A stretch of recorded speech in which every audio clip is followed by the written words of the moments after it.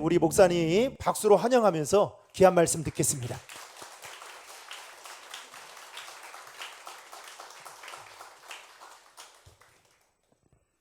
네, 귀한 말씀의 자리를 허락해 주셔서 우리 신도림 중앙교회 너무나 감사드립니다. 저는 케냐 선교사 손경호 목사입니다. 2019년 6월 5일 총회 파송을 받고 케냐 남부 카지아도 지역입니다. 지도에 보시면 영상 가운데 보실 수가 있는데요. 카지아도 카운티의 은코일렛이라는 지역이고요. 그곳에 6개의 마사이 교회가 있습니다. 마사이 교회 이름이 저렇게 있고요. 저기에 올케주 학교도 있고 미션하우스를 저곳에 두 번째 교회에 지금 건축 중에 있습니다. 저 교회 인원을 한번 보면 작년이 306명이 됩니다. 조금 글씨가 작지만요. 이렇게 6개 교회 합산해서 이렇게 더해보면 306명이 되고 주일학교 아이들이 321명, 그래서 총 627명 교회 성도들이 있습니다. 그리고 6개 교회는 올케렘페 교회라고 되어 있죠. 올케렘페 처치라고 되어 있는데요. 첫 번째 교회, 메인 도로에서 가장 가까운 교회가 여기 오시고요. 두 번째 교회가 여기 에실랄레 교회, 이 교회 옆에 저희가 미션하우스를 짓고 있습니다. 세 번째 교회는 필레와 교회입니다. 필레와 교회고요. 그 다음에 네 번째 교회가 에덴 교회고, 다섯 번째 교회가 올루사루니 교회고요. 여섯 번째 교회가 나보이쇼 교회가 됩니다. 네. 제가 섬기는 마사이 부족은 사자와 맞서는 굉장히 용감한 사람들인데, 케냐 그 국기를 한번 보시면 케냐 국기 이렇게 동그라미 있는데 저게 마사이의 방패입니다. 그리고 마사이의 창이 있는데요. 나라의 한 국기에 새겨질 정도로 유명한 이 사람들이죠. 근데 이 사람들은 이 유명한 이름에 걸맞지 않게 소수 부족입니다. 마사이 전체 인구가 5,477만 3,166명인데요. 작년 기준으로요. 근데 이 중에 마사이 인구는 약 84만 명입니다. 그렇다면 전체 인구 중에 약 2%밖에 되지 않는 작은 소수 부족이고요. 마사이 부족은 이 인구수가 작기 때문에, 인구수가 작으면 여러분 표를 얻기 쉽지 않잖아요. 정치적으로 정계에 진출할 수 있는 사람이 적고, 그러다 보니까 경제적인 이득도 얻기도 힘든 부분들이 많이 있습니다. 그들은 물과 전기가 없는 지역, 보통 이것이 그들의 환경입니다. 돌과 황량한 모래, 그리고 나무는 활잎수림이 아니고 침엽수림, 가시나무, 덤불이 있는, 그리고 이런 곳에서 주로 생활을 하는데, 인구수가 아까 말씀드렸다시피 인구수가 적으니 정치 경제적으로 기득권에서 멀어져 있고, 그러다 보니 저 지역이 개발되고 발전되는데 굉장히 더딘 편입니다. 그래서 현대를 살아가는 이 마사이 사람들은 우리가 알고 있는 그 무사와 용맹한 사람의 이미지와는 많이 다릅니다. 제가 사역하는 지역에 보면 저게 모래인데요. 모래차가 와서 모래를 내려놓고 건축 자재로 얼마간에 또 모래를 팔고 합니다. 근데 저 모래를 실어 올리고 또 퍼 올리고 퍼 내리는 일들을 마사이, 그 용맹한 마사이 사람들이 삽을 들고 저 일을 하는 일일 노동자로 전락한 것이 그들의 현재의 모습입니다. 또 하루 종일 이렇게 풀을 찾아서 헤매고 있는 아이들이나 청년들을 볼 수 있는데요. 소를 끌고 풀이 있는 곳으로 소를 먹이기 위해서 하루 종일 다닙니다. 주일에도, 심지어는 또 주일에 왜 안 왔냐 그러면 풀을 찾으러 갔다고, 결석 사유가 풀 찾으러 가는 이유입니다. 마사이 여인들의 삶은 더 고달픈데요. 물이 없어서 이 가뭄 때입니다. 가뭄 시기에 저기 강인데요. 강에 물이 있을 만한 곳을 계속 모래를 퍼내고, 또 더러운 물이 고여 있어서 그 물을 다 드러내고, 저 20리터짜리 물을 채우는데 1시간 정도 푸고, 조금 물이 또 고일 때까지 기다렸다가 또 조금 푸고 해서 그렇게 하고, 저 20리터를 채워지면 저기다가 이게 끈을 묶어서 머리에다 이고 머리와 등을 이용해서 이렇게 입니다. 여러분 20kg이 무겁거든요. 근데 저걸 이고 자기 집으로 가는데 보통 떨어져 있는 제가 알고 있는 저분의 집에서까지는 2km 정도, 왕복이니까 4km잖아요.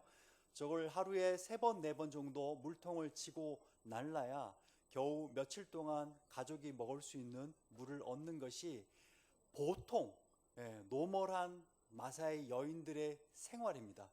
여러분, 이 물 틀면 되는데 물을 찾으러 다녀야 되고요. 물을 또 길러와야 되고 그 삶이 매일매일 반복되는, 하루가 아니에요. 저 1년에 한 번이 아니라 매일 반복되는 일상이니까 얼마나 고달픈 생활을 하고 있는지 모릅니다.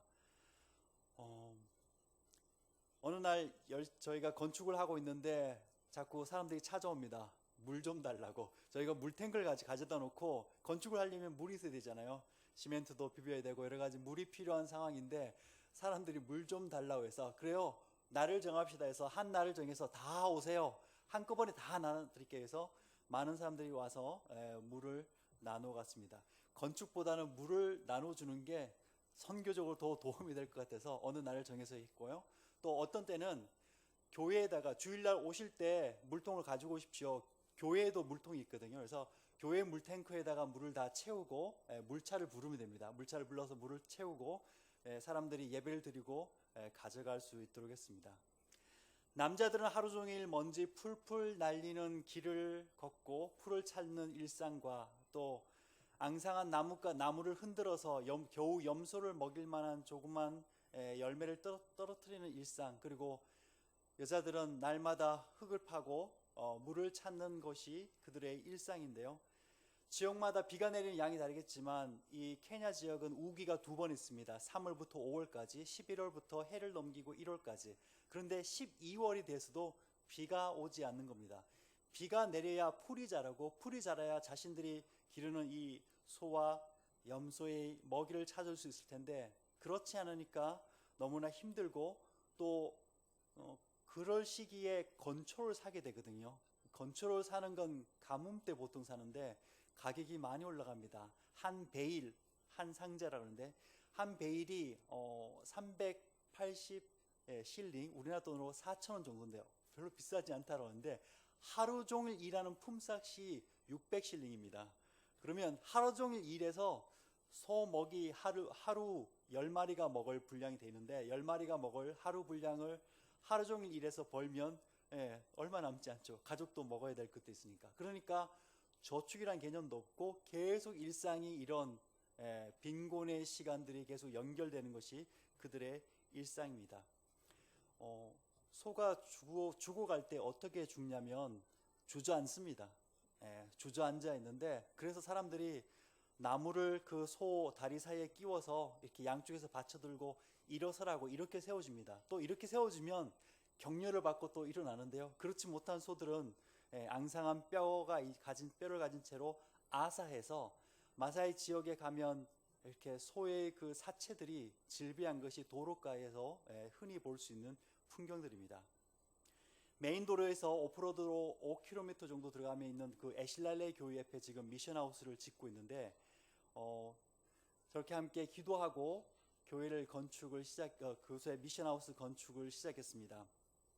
작년 7월 말부터 조금씩 짓기 시작해서 현재 지붕 공사 전이고요. 함께 일했던 청년들입니다. 근데 일을 하다 보니까 앞쪽에서 공사를 하다가 연장을 놓고 뒤로 오면 앞에 있는 연장이 없어지고요. 뒤에 가서 일하다가 앞으로 오면 뒤에 게 없어지고 그러던 거예요.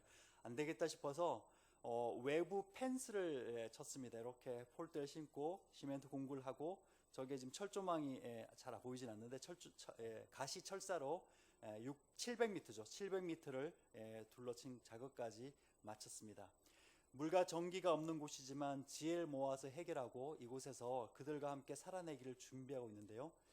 전기가 없는 지역이라서 발전기를 준비해서 용접과 목재 절단 등에 사용하고 있고, 저건 게이트고요. 제가 공구를 이렇게 싣고 다니고, 안에서는 이제 잠잘 곳이 아직 숙박 시설이 마련되지 않아서 차 안에서 잠을 자기도 합니다. 네. 그리고 밤에 또 뜨거운 햇빛을 피해서 밤에 야간 작업을 하기도 했습니다. 네. 미션하우스는 앞으로 이 지역의 교회 개척을 위한 메인 베이스가 될 것이고 또 떨어져 있는 교회 간의 연합을 위해서도 중요한 거점이 될 것입니다. 제가 만드는 이 미션하우스는 나중에 저희가 은퇴하거나 철수할 때 마사이 아이들을 위해서 도서관으로 만들어서 기증을 하고 이양할 계획입니다.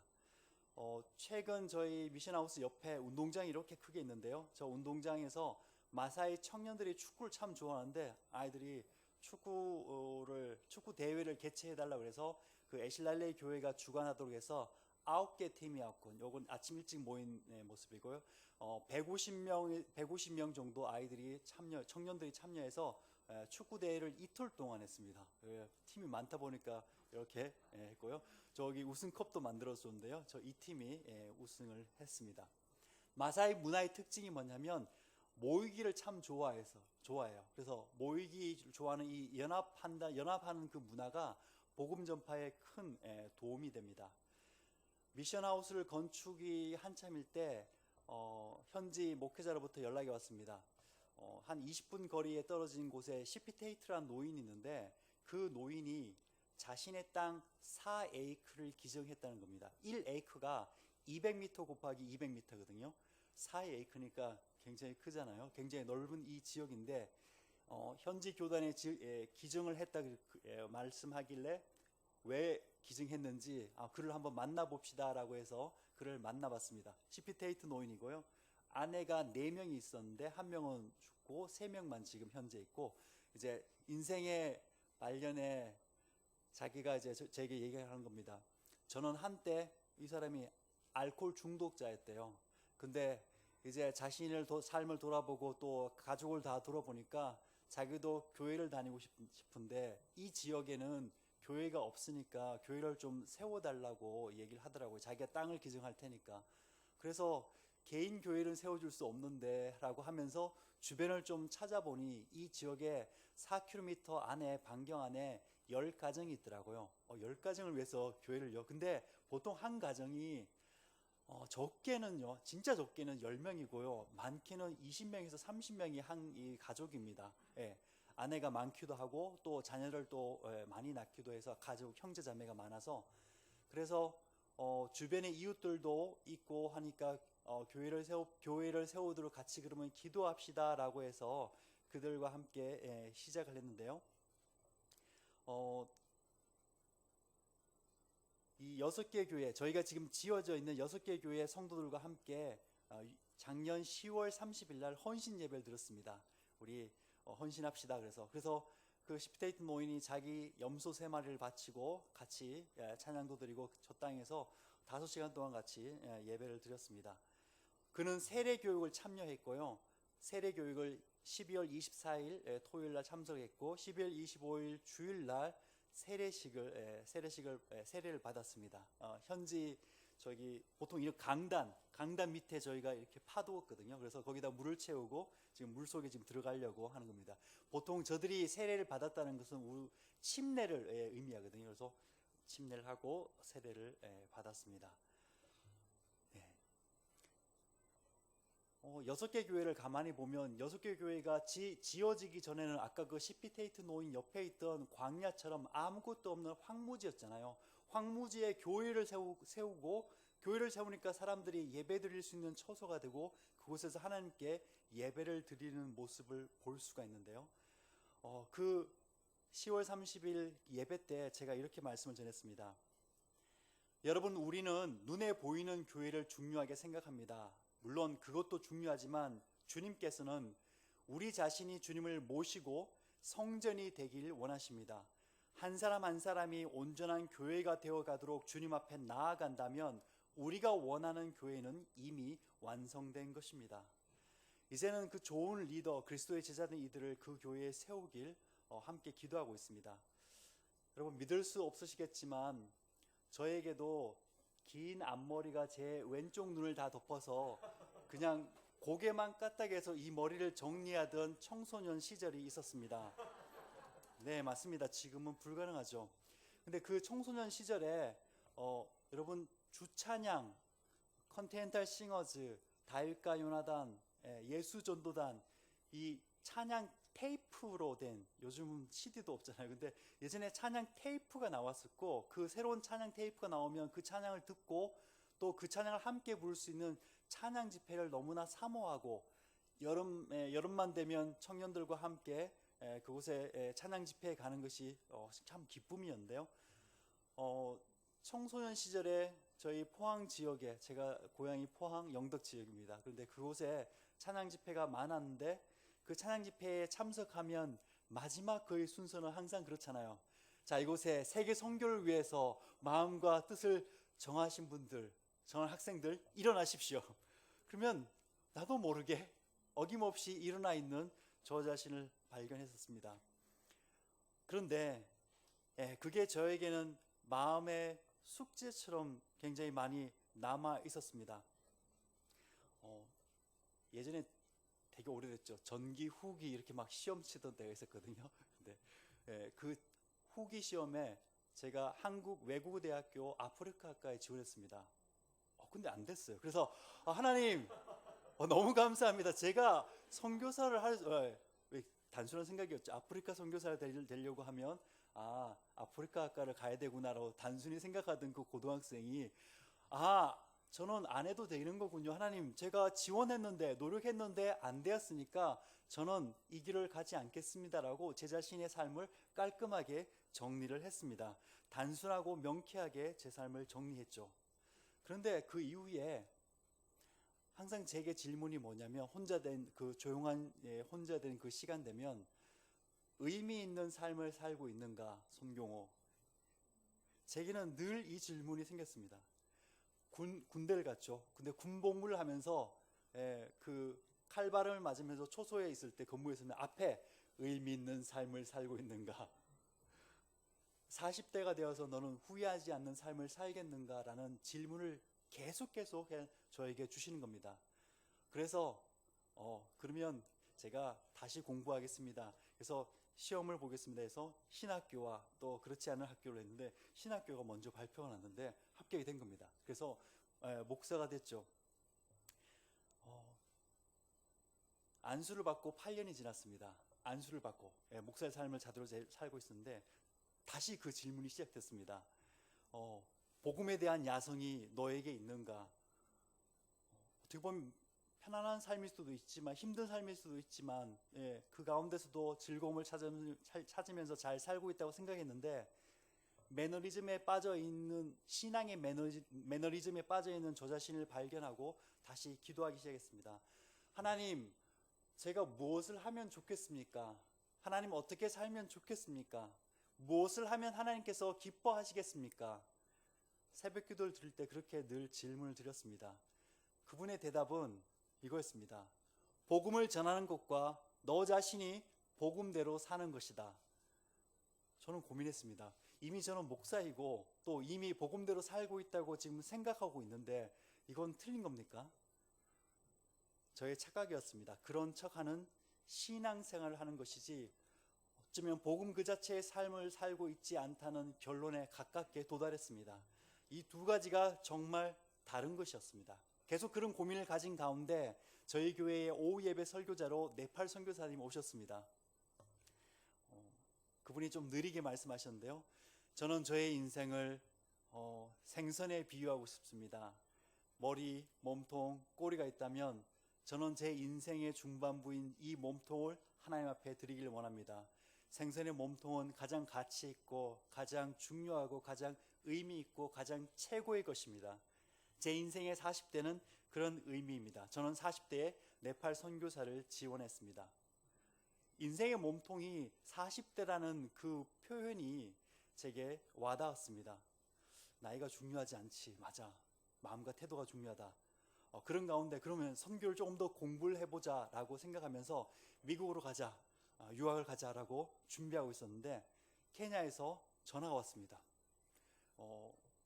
케냐 지인으로 알고 계시던 케냐 선교사님인데, 아무것도 염려하지 말고 케냐로 오시오.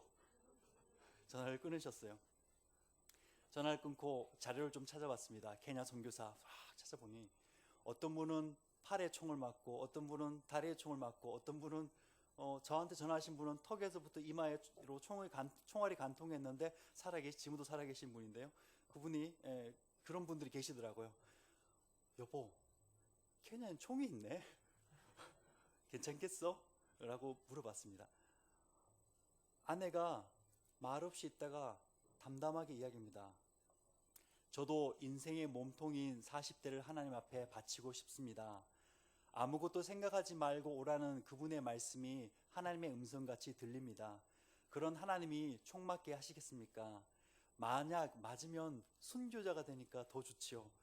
단순한 대답이 큰 힘이 되었습니다. 가겠다고 마음먹으니 여러 가지가 순조롭게 진행되었습니다.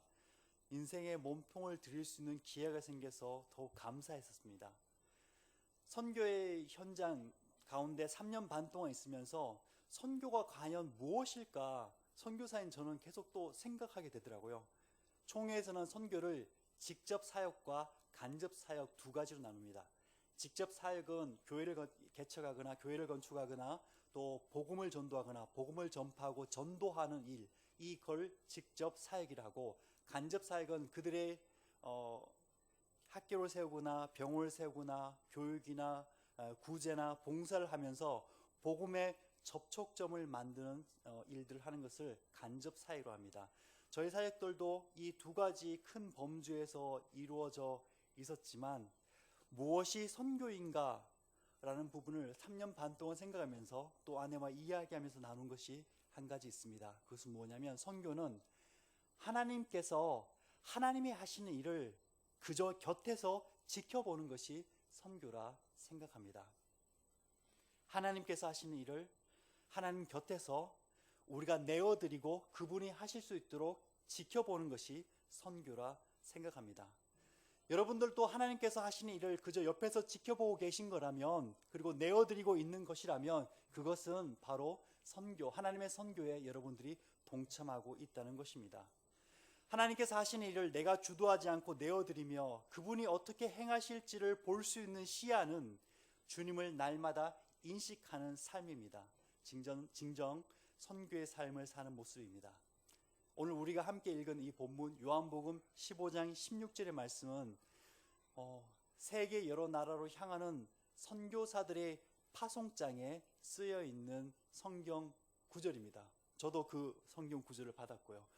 우리 한국에서 저희 총회에서 파송하는 많은 선교사들의 그 파송장에 오늘 이 구절이 있는 것입니다. 너희가 나를 택한 것이 아니요 내가 너희를 택하여 세웠나니 이는 너희로 가서 열매를 맺게 하고 또 너희 열매가 항상 있게 하여 내 이름으로 아버지께 무엇을 구하든지 다 받게 하려 함이라. 마가의 다락방에서 예수님의 고별 설교에 해당되는 부분입니다.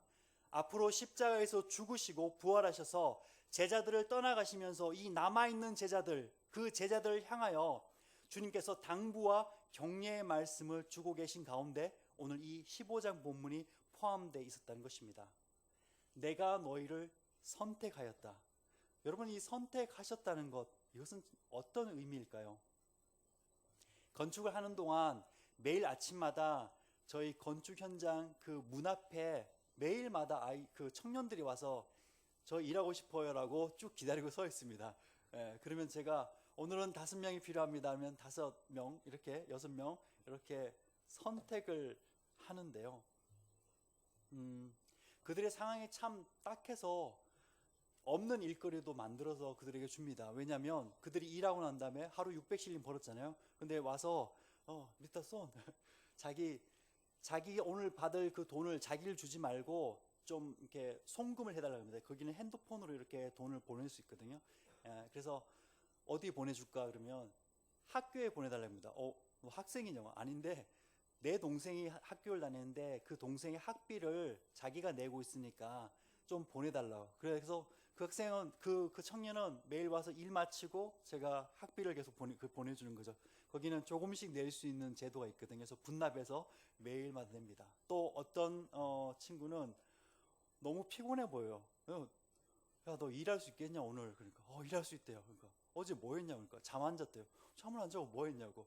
하루 종일 아까 보셨죠? 모래에 트럭에다가 모래 올리는 게 했대요. 그 일하고 다시 또 온 거예요. 왜냐고 그러니까 자기 이 소를 살려야 되는데 건초를 사야 되는 거예요. 풀을 사야 되니까 소를 살리기 위해서 노동을 했는데, 뭐 오늘 쉬운 일을 한 게 아니잖아요. 오늘 노동을 했는데, 하루 종일 노동했는데, 그거 끝나고 밤에 밤새 차가 오거든요. 밤에 차가 와서 흙을 내리고 밤새도록 일하는 그곳인데, 거기서 또 일을 하고 아침에 또 온 거예요. 그래서 너 자라, 너 이거 다친다, 쉬우라고 했는데 또 일을 하더라고요. 그런 상황이기 때문에 그들을 대부분 모두 다 일할 수 있는 일거리를 제공해 줍니다. 근데 어떤 때 일을 못 줄 때가 있어요. 오늘 일을 구하지 못하면 돌아가는 어떤 이들의 뒷모습은 또 참으로 쓸쓸하죠. 근데 그들이 선택받지 못한 상황은 이렇습니다. 이미 어제 혹은 예전에 일을 했는데 제가 판단하기에 불성실하지 않나라는 평가가 그에게 주어졌기 때문에 볼 때만 일하고 대부분 이야기하고 놀거나, 혹시 또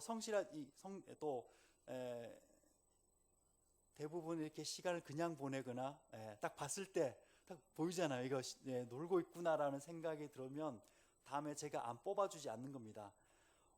만약 꾀를 부리는 사람이 계속 뽑히고 또 똑같은 일당을 받아간다면 성실히 일하는 이들에게 공정하지 않은 처사이잖아요.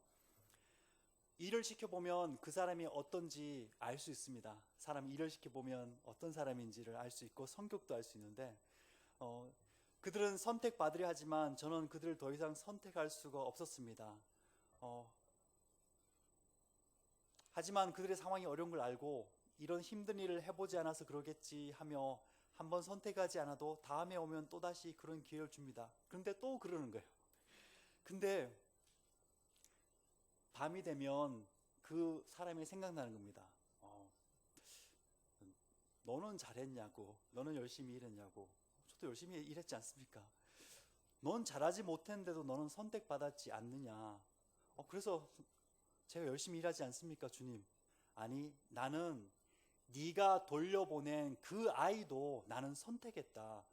그 아이가 너를 위해 성실히 일하던 그렇지 않던 그것으로 판단하지 말라. 그는 서투를 뿐이다. 자세히 보아라. 내가 잠깐 봤을 때 우연히 그가 쉬고 있었을 수도 있지 않은가. 내가 모든 시간을 본 것이 아니지 않느냐. 그리고 속으로 끙끙 앓지 말고 말하고 격려하고 방향을 같이 세우고 팀으로 함께 일해보아라. 그래서 매일마다 그 아이들, 제가 평가하던 그 아이들은 모두에게 다 일거리를 제공합니다.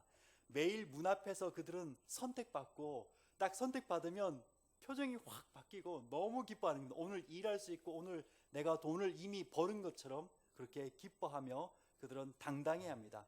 인정받았다는 기쁨과 오늘 하루를 통해서 우리 가족이 살 수 있는 먹거리를 구할 수 있어 가족들 앞에 당당하게, 또 동생들 앞에 당당하게 나아갈 수 있고 돌아갈 수 있기 때문입니다. 주님은 여러분을 또 저를 능력으로, 외모로, 배경으로 여러분을 선택하지 않으셨습니다. 어떤 조건으로도 선택하지 않으셨습니다. 여러분 다 선택되셨습니다. 우리 안에, 우리 속에 어떤 선택받을 만한 무언가가 있었어가 아니라 오직 그분의 주권적인 은혜로 선택되었습니다. 단지 우리가 선택받은 자처럼 못 살고 있는 것이 문제입니다. 선택받은 자는 오늘 본문에 보면 열매를 맺어야 한다고 합니다. 그 열매는 예수 그리스도를 믿고 또 그 이름을 힘입어 구원을 얻게 하는 것입니다. 그러려면 우리가 그분 안에 거하고 그분이 우리 안에 거하시도록 우리를 내어드리는 삶의 태도가 필요합니다. 우리는 하나님의 것입니다. 하나님의 권위를 인정하는 삶의 태도입니다. 하나님께서 나를 선택하셨다는 그 표현은 그분이 그분 자신을 위하여 그분이 선택하셨다는 뜻입니다. 그래서 이 본문은 선택하시는 분의 강력한 의지를 볼 수가 있습니다. 나는 포도나무요 너희는 가지라. 그가 내 안에 내가 그 안에 거하면 사람이 열매를 많이 맺나니 나를 떠나서는 너희가 아무것도 할 수 없습니다. 그래서 택한 우리에게 그 본문 뒷부분이 뭐였냐면 서로 사랑하라고 하십니다. 우리가 알고 있는 서로 사랑하라는 것은 구제하고 도와주고 하는 그런 사랑도 포함되어 있지만 내가 너희를 사랑한 것처럼이잖아요. 내가 너희를 사랑한 것처럼 너희가 서로 사랑하라. 근데 주님께서 보여주신 그 사랑이 무엇이냐면 목숨을 바쳐서라도 대신해서 구원을 이루시려는 하나님의 특별한 의지를 보여주신 사랑이잖아요. 이건 무엇이냐면 우리가 어떤 형제를 사랑한다 그러면 그 형제가 하나님을 알 수 있도록 도와주는 것이 사랑입니다. 그래서 복음을 전하는 것이 사랑이에요. 하나님의 사랑을, 그분이 우리에게 보여주신 하나님의 사랑을 전하는 그 모습의 태도처럼 우리도 우리 형제와 이웃을 사랑하는 모습이 가장 큰 핵심은 무엇이냐면 복음을 드러내는 것, 복음을 전하는 것, 그것이 바로 열매 맺는 삶이고 하나님께서 원하시는 삶이란 것입니다. 형제자매가 가장 사랑하는 것은 복음을 들려주는 것입니다. 복음대로 살아서 그 삶을 들려주는 것입니다. 예수 그리스도의 참 포도나무에 함께 열매 맺는 자로 세워지는 것입니다. 좀 어려워 보이죠? 근데 요한복음 14장 14절, 숫자가 똑같습니다. 14장 14절, 여기에 보시면 내 이름으로 무엇이든지 내게 구하면 내가 행하리라. 주체가 누구냐면 우리가 무엇을 하려고 하는 것이 아니라 내 이름으로 무엇이든지 내게 구하면 내가 행할 것이라고 분명히 일하시는 분이 하나님이심을 우리에게 보여주고 있습니다. 선교의 주체는 하나님이십니다. 하나님께서 하나님의 일을 하시는데 그저 우리를 하나님의 도구로 동참시키고 그리고 곁에서 보게 하시는 것입니다. 아프리카는 세계의 상처를 지닌 땅입니다. 노예제도로 수백만 명의 아프리카의 아버지와 청년들과 여인들이 끌려가서 돌아오지 못했습니다. 여전히 내전과 분쟁과 배고픔과 위험이 있는 곳입니다. 이슬람의 영향력이 직접 다 있는 곳입니다. 이슬람이 경제를 장악해서 그 메카로 가는 그 길에 대학교를 세우고 또 식당을 세우고 주유소를 세웁니다. 그러면 여러분 주유소와 식당 뭔가 여정으로 향해 가는데 반드시 들려야 할 곳이잖아요. 또 교육을 통해서 그 지역에 있는 많은 이들이 이슬람화 되도록 하는데 이 카지아도 지역 되게 시골인데 여기에 엄청나게 큰 대학교, 엠마 대학교라고 대학교를 만들어 놓고요.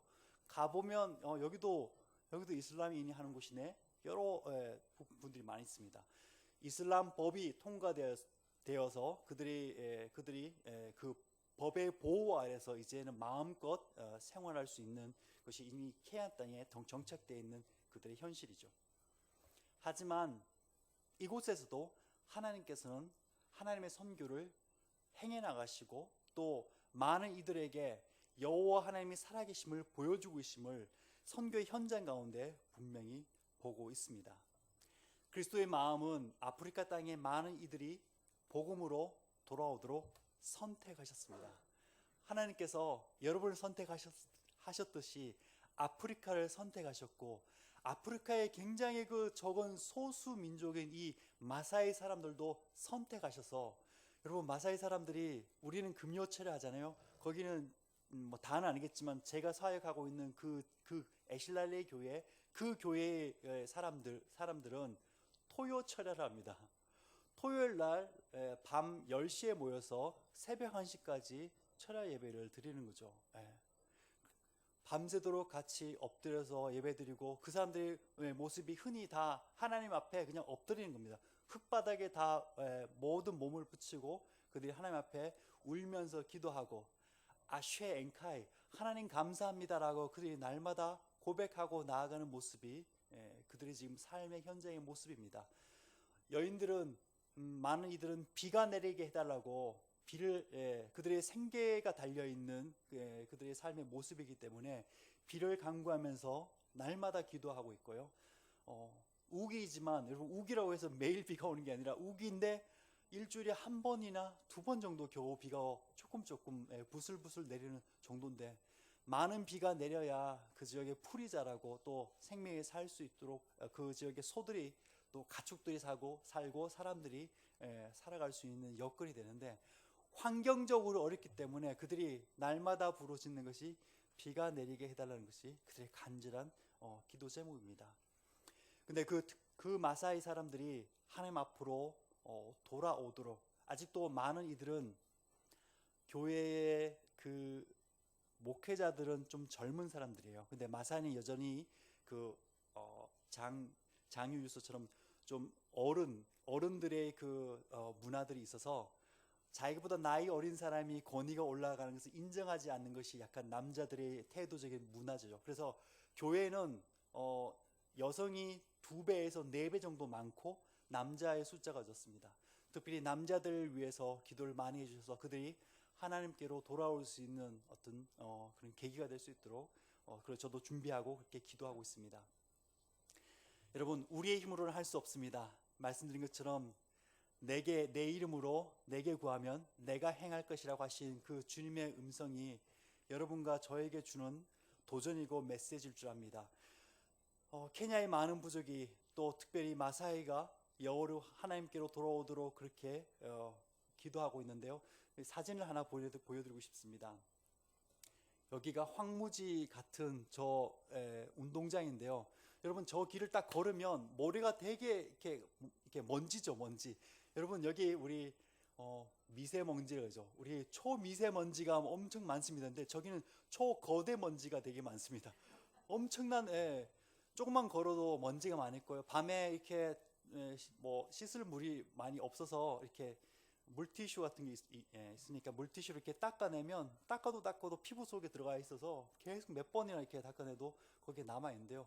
먼지밖에 없고 아무런 그런 살 수 없을 것 같은 곳에 제가 오기 전에 12월 말에 비가 내렸는데요.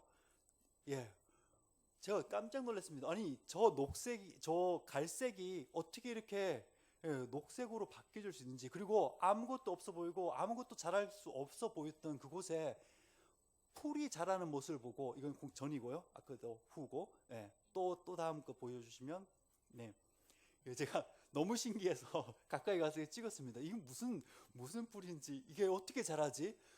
어떻게 여기서 생명이 자랄까? 근데 하나님께서 하시더라고요. 하나님께서 하시고, 또 다음 사진 보여주시면, 또 다음 사진 한번 보여주십시오. 그곳에 목회자들인데요. 목회자들과 같이 하면 찍은 사진인데, 저는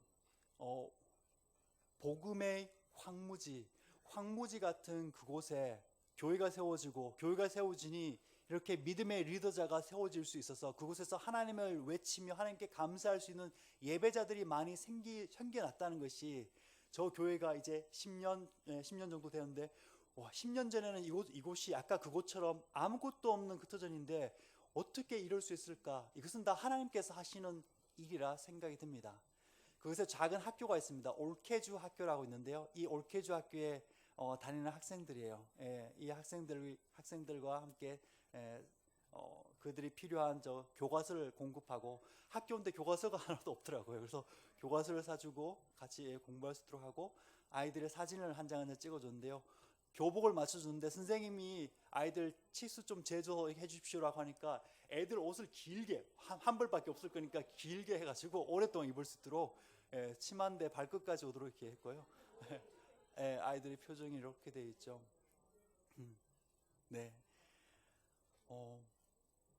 아무것도 잘하지 못할 것 같은 불가능의 땅이라고 생각했는데 하나님께서 비를 내려서 생명을 깨우셨습니다.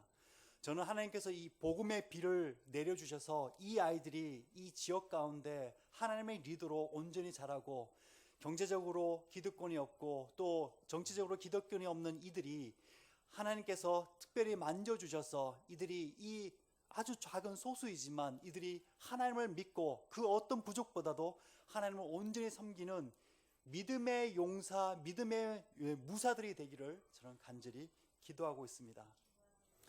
여러분, 주님은 하실 수 있습니다. 황무지가 옥토가 되기까지, 이게 제 기도 제목인데요. 이미 저 상징처럼 자연을 통해서 보여주셨고, 또 남은 시간 동안 기도하면서 그곳에 리더들이 온전히 세워지고 하나님의 자녀들이 잘 자라나고 예배자가 되어가도록 그들을 위해 섬기길 원합니다. 주님께서 하실 수 있고 주님이 선택하시고 주님께서 이 일을 행해 나가실 것입니다.